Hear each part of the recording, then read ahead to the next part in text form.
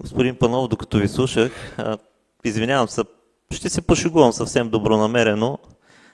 Господин Неделчев предложи да има ден на кмета на велосипед.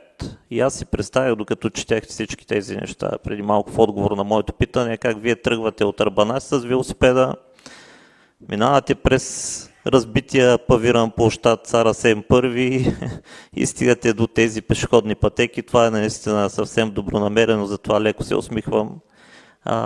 Господин Панов, как е възможно, не знам, ако съм бил тогава част от Общинския съвет, никога не бих подкрепил нещо подобно.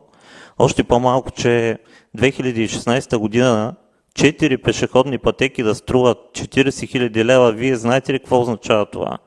10 000 лева за една павирана пешеходна пътека.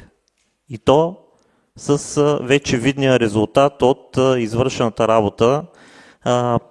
Не мога да го приема. Единственото, което приемам и ви поздравявам е това, че поемате ангажимент пешеходните пътеки да бъдат ремонтирани.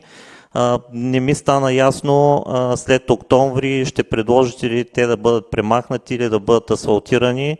Това го спестихте в отговора, но предполагам, че така предвид, че и вие сам сте се убедил в тяхното състояние и тяхната несъстоятелност в момента, ще направите подобно предложение след октомври пешеходните пътеки да бъдат въведени в добър експлоатационен вид, най-малкото да бъдат асфалтирани, защото оплакванията към тях са много и този въпрос няма да спра да го поставям и след октомври. Благодаря.